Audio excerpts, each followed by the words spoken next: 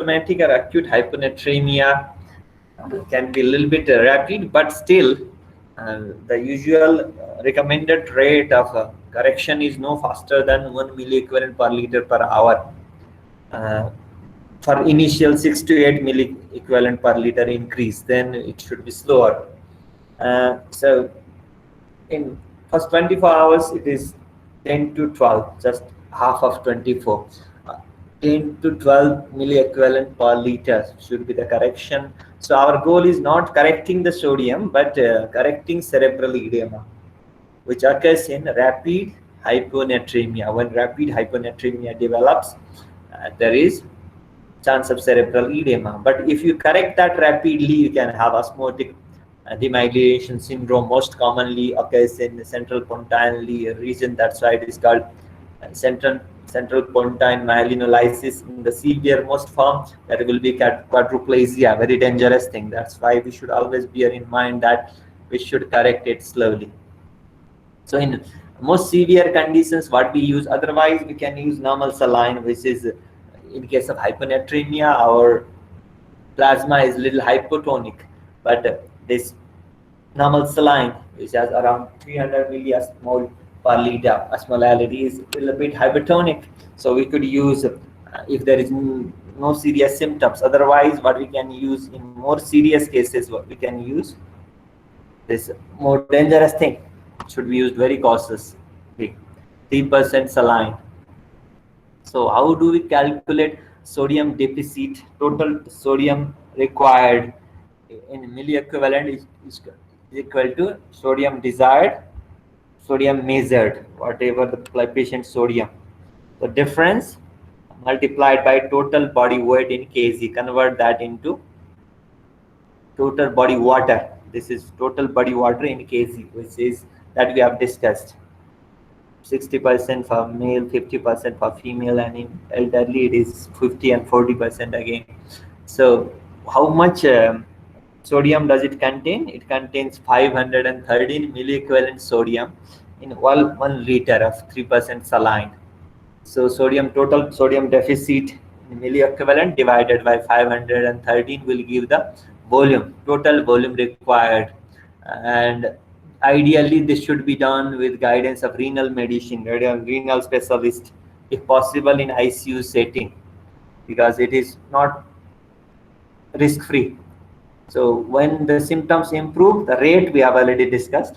When the symptoms improve, this dangerous drug is, as I have already told you, should be stopped, and more conservative measures should continue, that we have already discussed. So now we go to a little bit less common sodium abnormality, sodium disorder, that is hypernatremia. The most important thing that protects us from hypernatremia is increased thirst and water intake. When we are thirsty, we tend to take water if it is available, unless it is not available in drastic conditions. That is the first defense against hypernatremia. And when we measure urine osmolality, it helps to differentiate renal from non-renal water loss. If it is renal water loss, it will be normal. If it is non-renal water loss, your urine concentration, sodium concentration will be low. So that means the kidney is unable to excrete sodium. All patients with hypernatremia have hyperosmolality, yes, because of the sodium itself, which is mainly extracellular fluid cation. Unlike hyponatremic patients whom we classified into having all three types of osmolality, low, normal, or high. Okay. So low osmolality most common that we discussed, but still they can have normal or high osmolality also, high in case of like severe hyperglycemia. But in hypernatremia, all have hyperosmolality. So what are the most important symptoms? Mostly patient is dehydrated. There is orthostatic hypotension, oliguria. These are the typical findings in those patients. But if it occurs slowly, water shifts from the cells to intravascular space to protect volume status. So these symptoms may be delayed. This if sodium slowly builds up in plasma, it will pool water. That means because of osmosis. So vascular volume may be preserved, and your symptoms of this oliguria, hypotension may not occur until it becomes more serious. So when it is very high sodium level, it causes problem in again CNS. So again N for N, sodium, Na for nervous system. So what are the main symptoms? Lethargy, irritability, weakness are early signs of hypernatremia. Later hyperthermia, delirium, seizures, and up to coma can occur with severe hypernatremia, which is defined as more than 158 milliequivalent per liter.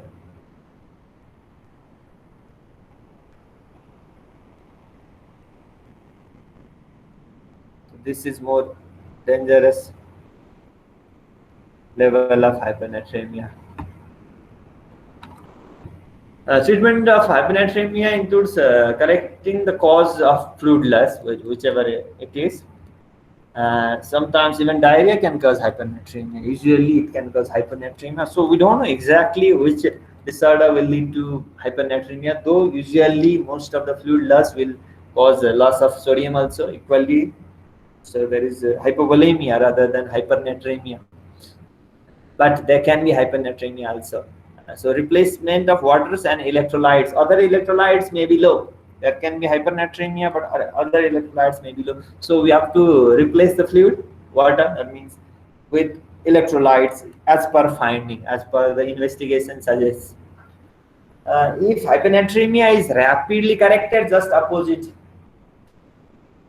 will happen. Because in hyponatremia, if it rapidly develops, there is cerebral edema. So that can happen if you correct hypernatremia rapidly. So both of these should not be corrected rapidly. So hypo as well as hypernatremia. That can lead to severe neurological impairment. So we have to again correct it slowly.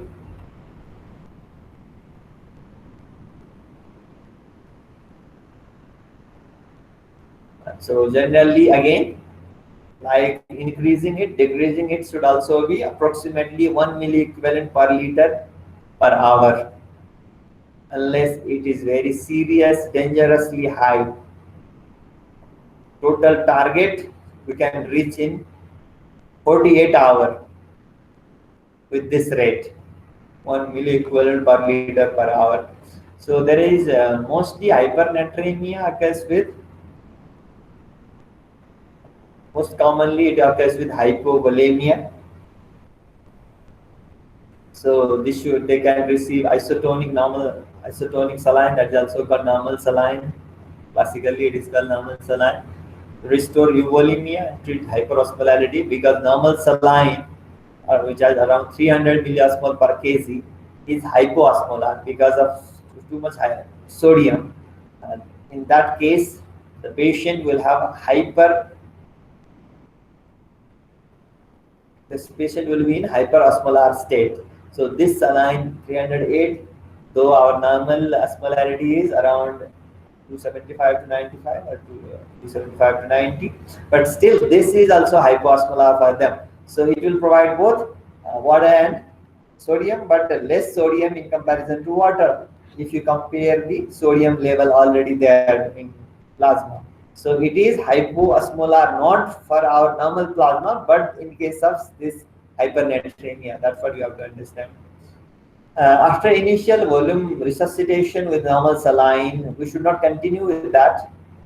Later we can go to half normal, that is 0.45% saline or 5% dextrose. This can be used, both can be used, or one can be used according to the situation. So this 5% dextrose is metabolized, so water goes intracellularly. Hypernatremia with euvolemia, not very common, water taken orally or intravenous 5% dextrose. So that will rapidly shift into other spaces other than vascular, but it will help in excretion of sodium in urine. If there is hypervolemia, we can give hypersensitive dextrose very slowly to reduce hyperosmolarity, but along with loop diuretics to promote natriuresis. So there is some problem with natriuresis. This natriuretic system is not very functional. There is some problem if there is hypernatremia with hypervolemia. So side by side you have to give loop diuretic. So that is one important use of loop diuretics. In case of hypercalcemia also, later we will discuss in endocrine system. It is very rare to have severe hypernatremia with hypervolemia, but in that case, hemodialysis may be necessary. That we have to remember just to throw out. When there is kidney problem, we have to use this hemodialysis because we cannot rely on kidney for excretion. So excess total body sodium and water should be removed. So very, very important way of all these electrolyte abnormalities. We discussed start with sodium because sodium is most abundant in extracellular fluid. But among all these electrolyte abnormality, most dangerous, which needs very intensive treatment, is hyperkalemia. That's why I say it is hyper K for K can kill. Hyperkalemia can kill because of cardiac. In German, they write still KAR, EKZ. You know, electro ECG is also called EKZ because they discovered it in Germany, and that they still write electrocardiogram KAR, DIO. So this hyperkalemia is dangerous for heart. It can kill by causing cardiac problem. So you have to always remember that. So most often this is associated with some sort of kidney disease. Otherwise, it is very rare unless you directly inject by mistake potassium intravenously rapidly. Otherwise, this hyperkalemia is almost always in patients with kidney problem because kidney is concerned with excretion of extra potassium what we take. The normal intake and all you must have discussed in biochemistry physiology. So our daily requirement is for according to our body work, it is 1 milliequivalent per kg per day. And if you take an example of banana, 1 milliequivalent of potassium per inch of banana. So it depends on size. If the average person weighs 70 kg, then to fulfill your necessary daily requirements, you need to eat 6 fruit banana. If you are eating only banana, if you are taking fresh fruits, other fresh foods, fresh vegetables, all contain potassium. So potassium is considered good for our controlling blood pressure also, decreasing sodium, increasing potassium. We must have discussed in non-pharmacological measures in treatment of hypertension. But if the patient has renal problem, we have to be very cautious because if you take this much of potassium but kidney function is not normal, kidney cannot excrete it and there is chance of hyperkalemia. So chronic kidney patients with advanced, especially advanced renal disease, they are not advised to, they are advised to take limit. They are advised to limit their potassium intake.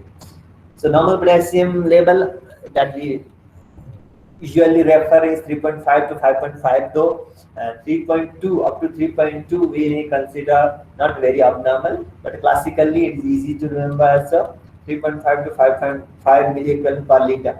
So if it is more than 5.5 milliequivalent per liter, some people refer 3.2 to 5.2, and above 5.2 is borderline, but our conventionally also we are taking 3.5 to 5.5 as normal. Okay.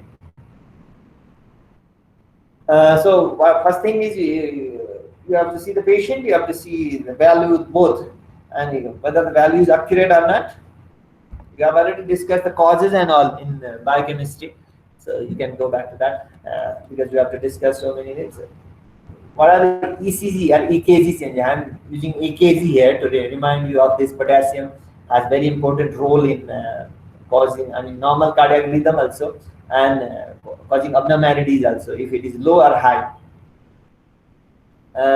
Is there evidence of hemolysis in lab specimen? Hemolysis means RBC is broken, so the potassium is released, so you have to send another sample again.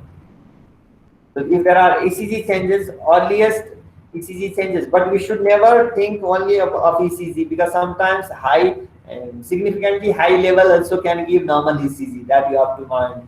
So in medicine anything can happen, so exceptions are there, but normally there is peaked T wave like this. In when it is more than, usually more than 6, you can have this peak T wave. If it is more than 7, you can have widened QRS, loss of P wave, so-called sine wave can be seen. That is very dangerous.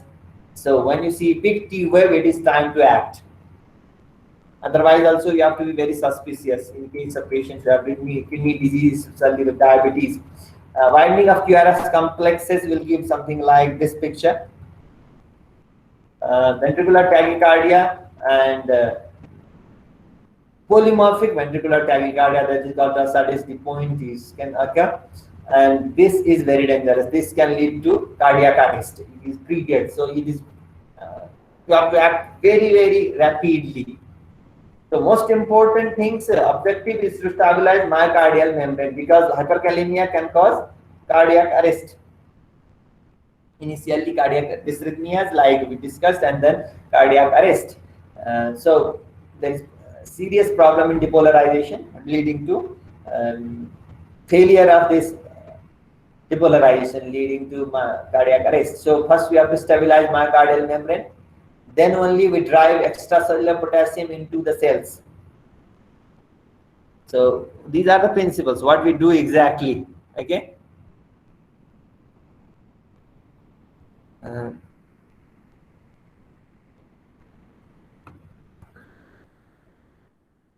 Remove potassium from the body, that is third thing. So what do we do for stabilizing this myocardial membrane? We give calcium, which antagonizes it, because elevations in the extracellular potassium cause decrease in membrane excitability. Initially by impaired, there will be bradycardia and muscle weakness or paralysis as well, I mean in skeletal muscle also, but mostly it affects cardiac muscle, both conducting system as well as cardiac muscles. That's why we have to act immediately. First thing we give is calcium intravenously, because calcium antagonizes the cellular effects of hyperkalemia by decreasing the threshold potential. So it can easily depolarize when you decrease threshold potential.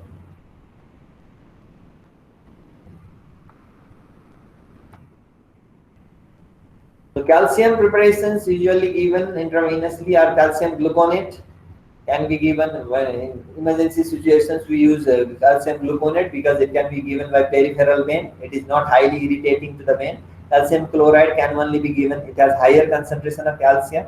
What do we do? Calcium gluconate 10%, 10 ml over 5, usually 3 to 5 minutes. That is the usual way of giving calcium gluconate, that can be repeated. So the next thing, after stabilizing myocardial membrane, what we do? Drive extracellular potassium into the cells. How to do? First thing is giving beta-2 agonist. Albuterol is just another name of salbutamol. In our part, we usually call it salbutamol, right? Don't get confused. What does it do? It drives potassium intracellular. Potassium has, it is not potassium ion. It drives potassium intracellularly by increasing sodium potassium ATPase activity, which throws sodium out, potassium in, which membrane maintains the electrical gradient. Also, usual dose for asthma is 0.5 ml or cc in normal saline solution. Dose for hyperkalemia is much higher. You have to give around 5 ml over 10 minutes. It is around 10 times. So we give this mostly by inhalation, like in asthma, but dose is much higher because we are targeting it to reach to blood. Okay, so it is 10 times more. So it takes around 20 to 30 minutes. So it cannot be given as initial treatment, only after giving calcium intravenously. What are the main adverse effects are because of beta 1 stimulations like palpitation, cardiac arrhythmia can occur. So you have to be cautious if patient have already got cardiac arrhythmias. Next is to very important approach to drive extracellular potassium into the cells. Insulin with glucose. If you give only insulin, it is dangerous, right? It is dangerous because it can cause serious hypoglycemia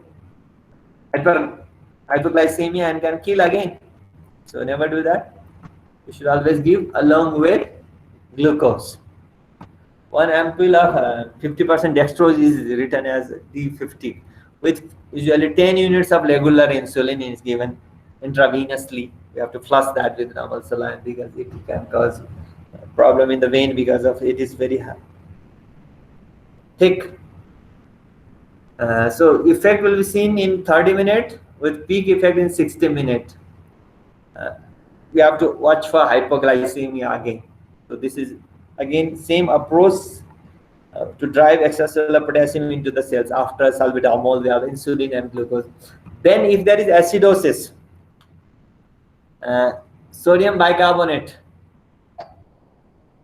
So if there is acidosis, what happens? There is hyperkalemia. H1 ion goes to cell and potassium comes out.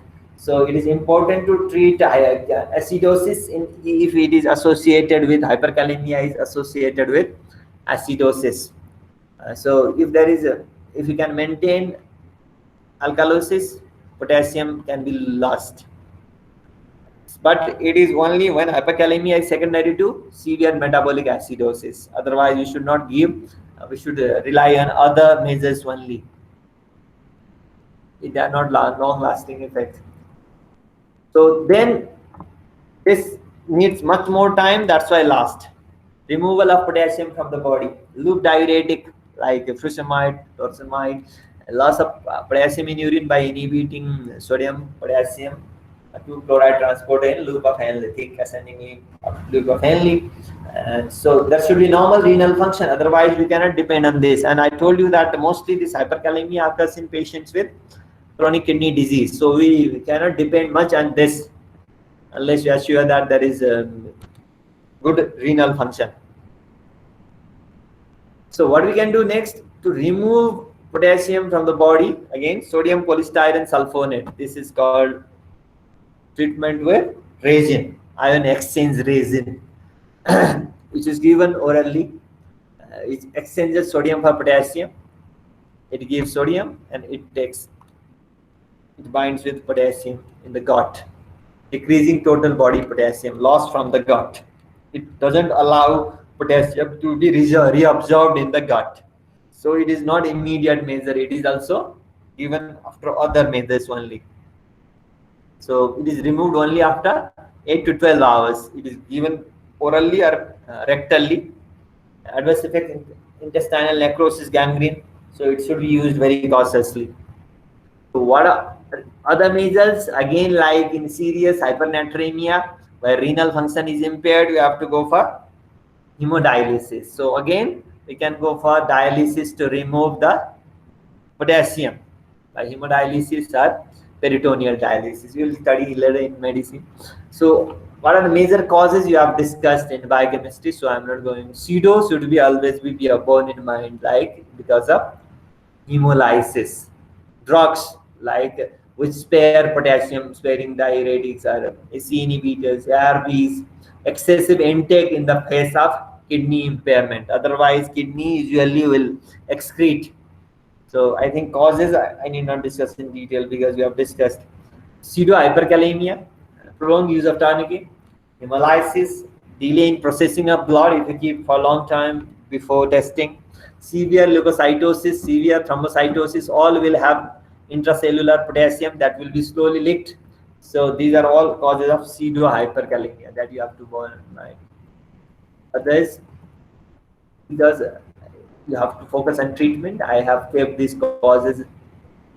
So again, drugs like beta blockers, digoxin doesn't usually doesn't cause hyperkalemia unless it is in toxic dose. Okay, but hyperkalemia, I mean hypokalemia predisposes to digoxin toxicity. That is one thing. If there is hypokalemia and digoxin toxicity, we always give potassium. Digoxin can cause hyperkalemia only in overdose because it can cause rhabdomyolysis, release from potassium. Transcellular shift can occur because of all these reasons. I think biochemistry you must have discussed, so we don't have to discuss it. Renal failure, mostly yes. Among drugs, most importantly, beta blockers, potassium-sparing diuretics, digoxin, succinylcholine, NSAIDs, ACE inhibitors, spironolactone. I mean, it is aldosterone antagonist as well as potassium-sparing diuretic, heparin. These are very important. NSAID by decreasing GFR as well as inhibiting aldosterone. So we have to stop immediately these drugs.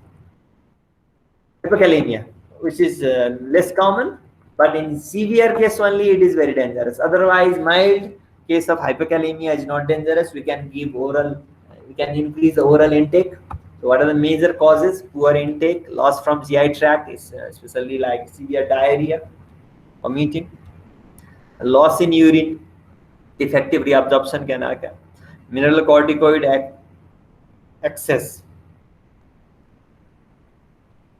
Excess as reached, it is mineral corticoid excess, use of diuretics, uncontrolled diabetes. These all can cause excessive loss of potassium.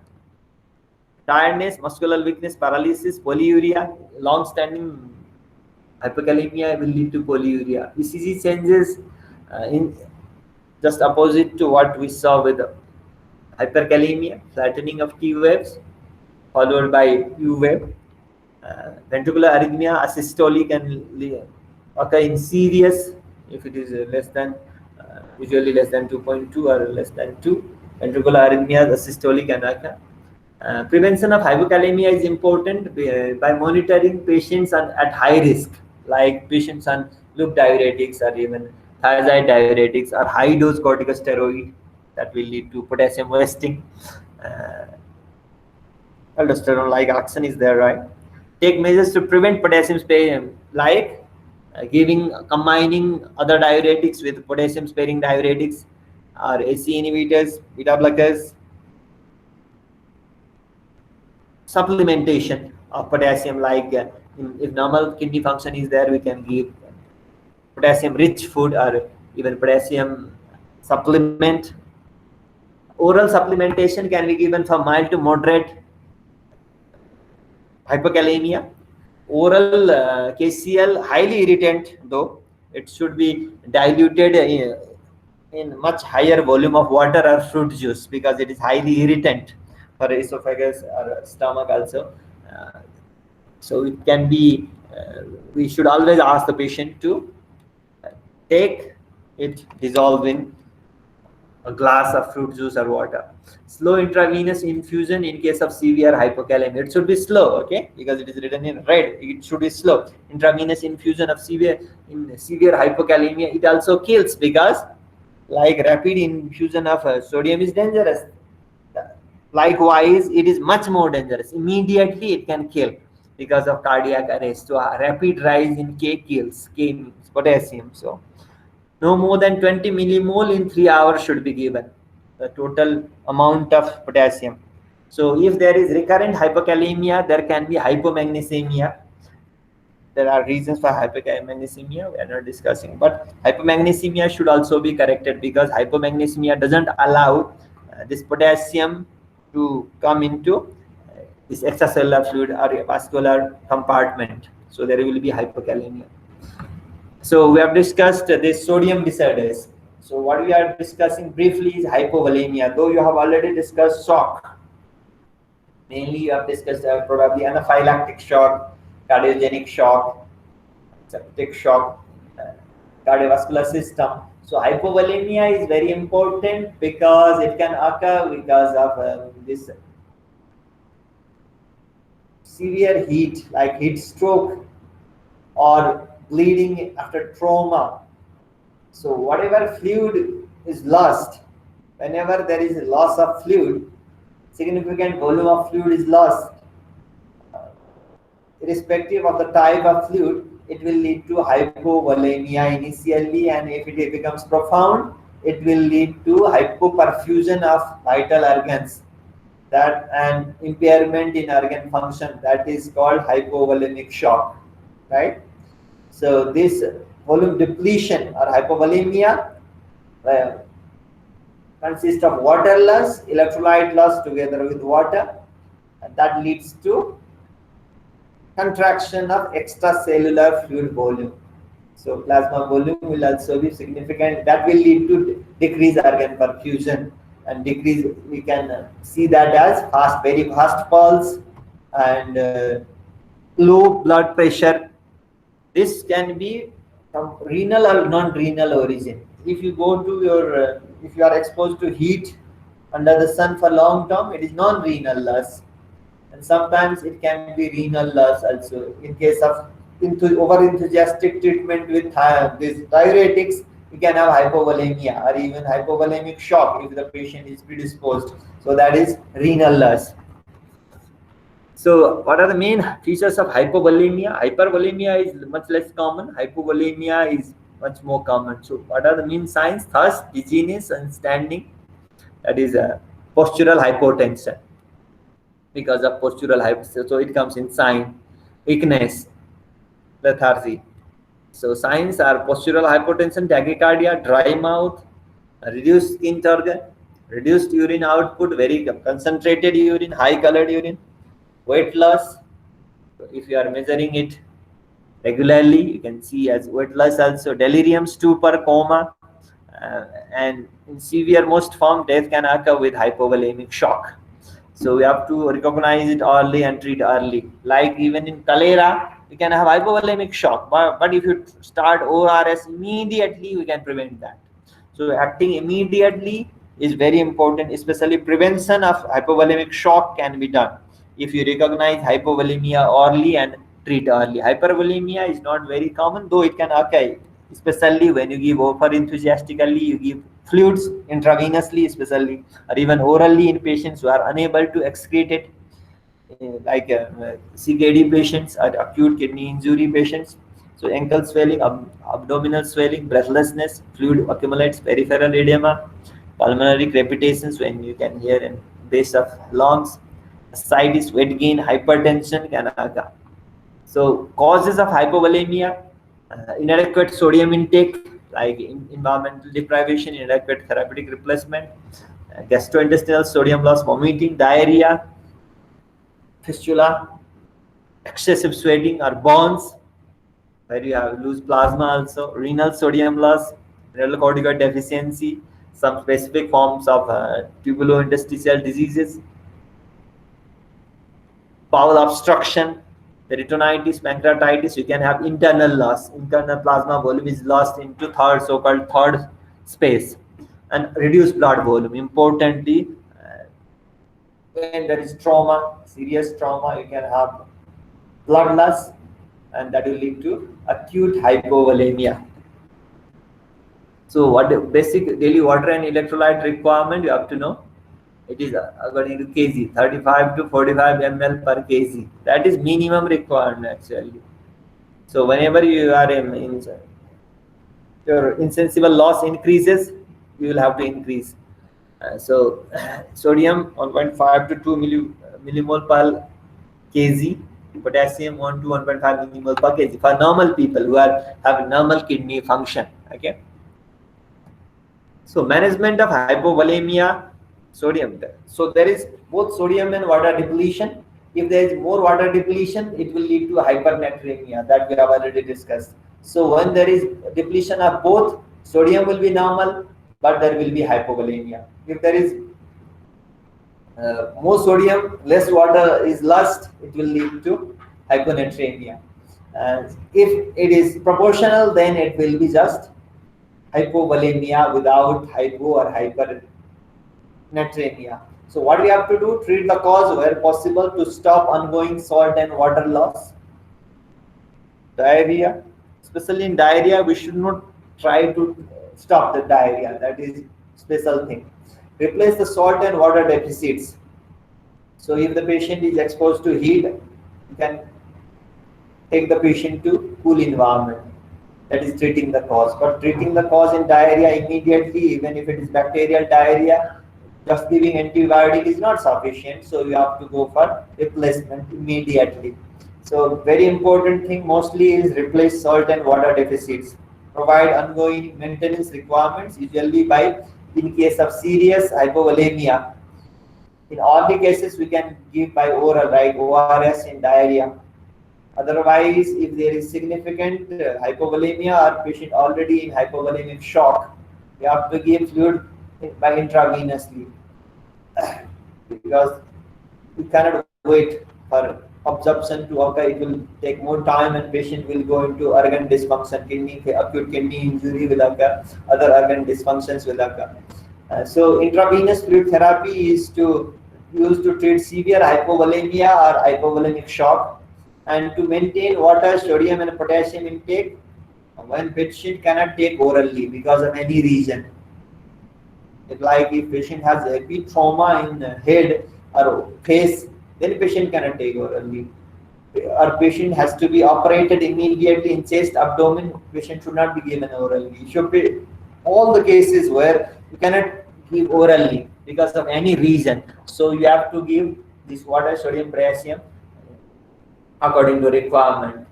Like severe acute illness post-operatively. So how much we will give is strictly based on input-output charting. How much you are giving and how much is coming out. And we'll add insensible loss through skin and respiration to that volume. Output is mostly seen as urine output, or if there is diarrhea, that is also included in output. So it should be balanced. So if there is too much diarrhea, even in diarrhea, we will increase the input, whether it is oral input or intravenous input. So it is always directed by output. Okay, you should never forget that. And any deficit or continuing pathological losses are identified, you have to give additional fluid. If high fever is there, patient will need lot more fluid because there is more insensible loss in fever from respiration as well as from skin. So you have to identify any other reason like acute pancreatitis also there will be fluid loss. So especially in prolonged period of fasting, it is not sufficient to give only water and electrolytes. You have to give more calorie and nutritional intake. So the so-called total parenteral nutrition is given, that we are not discussing because it is beyond the scope. So what are the principles of treatment of hypovolemia and hypovolemic shock? Replacement should ideally be directed by loss, type of loss and extent of loss. Like little bit blood loss, we can give intravenous fluid, any fluid. But if there is more than 10% of blood, ideal is giving blood if available. So rapid replacement should be there in case of severe hypovolemia or hypovolemic shock. Initially, we have to give rapidly. What we do, even in cases of severe diarrhea coming with hypovolemic shock, we open big veins in both the hands and give fluid rapidly. Initially, we should do it rapidly because that can prevent organ dysfunction, like kidney dysfunction. And last volume of blood or plasma is lost. Till blood and plasma can be arranged, volume replacement should be done by crystalloid or colloid.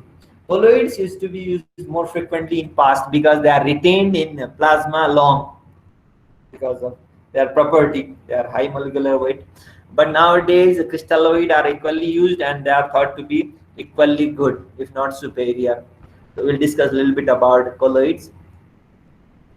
If rapid volume replacement has no effect in blood pressure, organ perfusion, the drugs which are used in shock, like dopamine, dopamine that we have already discussed, even noradrenaline, those drugs need to be used judiciously so that it can maintain organ perfusion. Initial rapid volume replacement challenge should have effect because that is usually measured as patient's improvement in consciousness if patient is drowsy or urine output mostly. If it doesn't improve, we should not wait just giving fluid only. We have to go for other drugs like that you have discussed in cardiovascular system shock. Excessive vomiting, one important point, for excessive vomiting only, normal saline. For diarrhea, Ringer's lactate. So these are two most commonly used crystalloids that we'll discuss a little bit. Normal saline and Ringer's lactate. Probably we discuss a little bit about Ringer's lactate in diarrhea class. So crystalloids don't contain high molecular weight. They are all like electrolytes are there, electrolytes and sugar, glucose. So hypotonic like 5% dextrose, half normal saline. Isotonic, this is how we classify, and you can just have this in mind so that when you study later in surgery medicine, it is very useful. And usually when we discuss treatment of shock, we discuss crystalloids, colloids. That's fine. We can have hypotonic, isotonic, hypertonic, ionic, non-ionic. We can classify in two ways. Okay, they are not exclusive. So this is one way of classification. That is another way of electrolyte solution, non-electrolyte. So you can say ionic is electrolyte, non-ionic is non-electrolyte. Non-electrolyte goes, the fluid rapidly goes to intracellular. So composition of commonly used resuscitation. Classically, we are using normal saline and Ringer's lactate, also called lactated Ringer's solution. So if there is only serious diarrhea, we prefer Ringer's lactate because it provides, it is less acidic, and in metabolism, it provides bicarbonate from lactate. When it is metabolized anaerobically, it will provide bicarbonate. So it will counteract acidosis. Normal saline, to our surprise, is highly acidic because of it will easily dissolve carbon dioxide in environment, and it is rich in hydrogen ion, and it will also cause hyperchloremic acidosis in the body. So it is a relatively newer solution that is called Plasma-Lyte, which is almost comparable with normal saline in osmolality. So Ringer's lactate has something to be attractive, but when there is serious vomiting, we lose so much chloride that this normal saline along with added potassium is good. And to give more this sodium in comparison to lactated Ringer, this Plasma-Lyte is there, and it is basic also. It's 7.4 pH, so it must be better in acidosis. But classically, still we are using these two solutions intravenously most commonly. This is coming up. Plasma-Lyte is coming up, so you can bear this in mind. Large volume administration of oral saline may give patients a hyperchloremic non-anion gap metabolic acidosis. That we will understand when we discuss this. Probably in biochemistry also you are discussing is acidosis, alkalosis. So this will result into hyperchloremia and conservation of hydrogen ion leading to acidosis. Ringer's lactate does not have this effect. Ringer's lactate provides the body with sodium lactate. It is a bioenergetic fuel. It is metabolized in ischemic conditions, so decreases cellular death from ischemia. It is good in inflammatory ischemic conditions. Ringer's lactate is still considered much better than normal saline, except in case of serious vomiting. But many people may prefer normal saline because of its straightforward composition, and normal saline doesn't contain potassium. But this potassium contained in Ringer's lactate is minimal. So unless there is already hyperkalemia, we should not be worried about the content of potassium in Ringer's lactate. So we'll discuss very briefly about these colloids, which are used less commonly, though we still use it in specific conditions. So-called plasma expanders. They are high molecular weight inert substances which exert colloidal osmotic. That is called oncotic in our physiology, right? Oncotic pressure. When infused IV, they are retained inside vascular space more. So electrolytes are not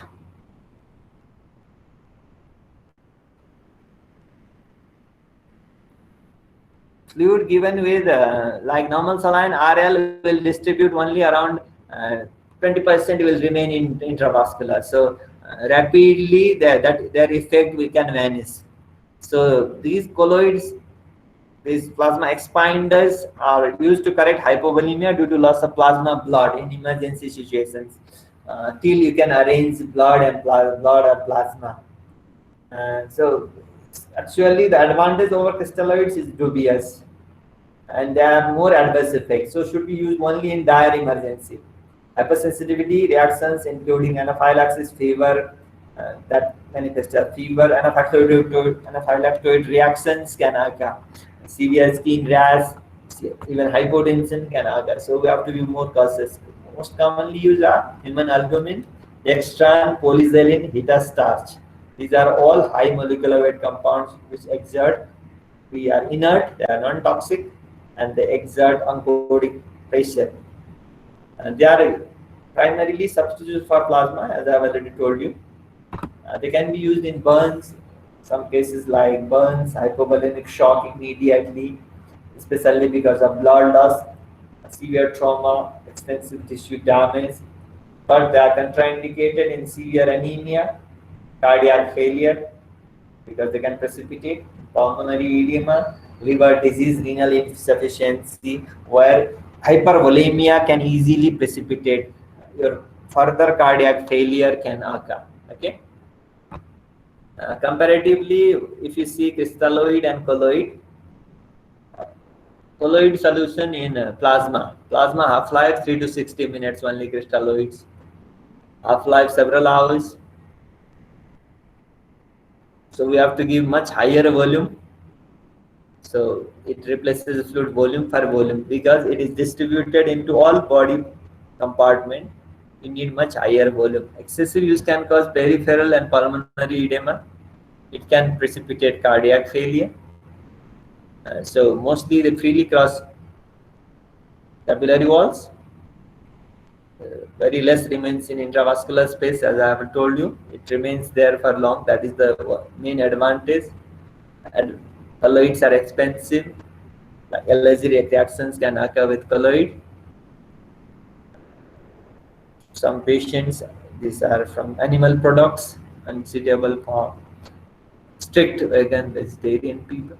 So generally now we are not preferring colloid solutions except in very severe cases where blood loss is serious and we cannot arrange blood or plasma immediately. Okay. So hypovolemia or hypovolemic shock needs to be managed immediately. So most commonly we are using Ringer's lactate and normal saline and near 1-plasma light solution.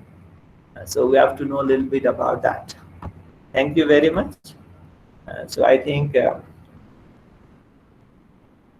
if people are studying because you have got the material, study material, I hope. But probably because of Janay Purnima, many people are absent. And Sakar, you have recorded it, right?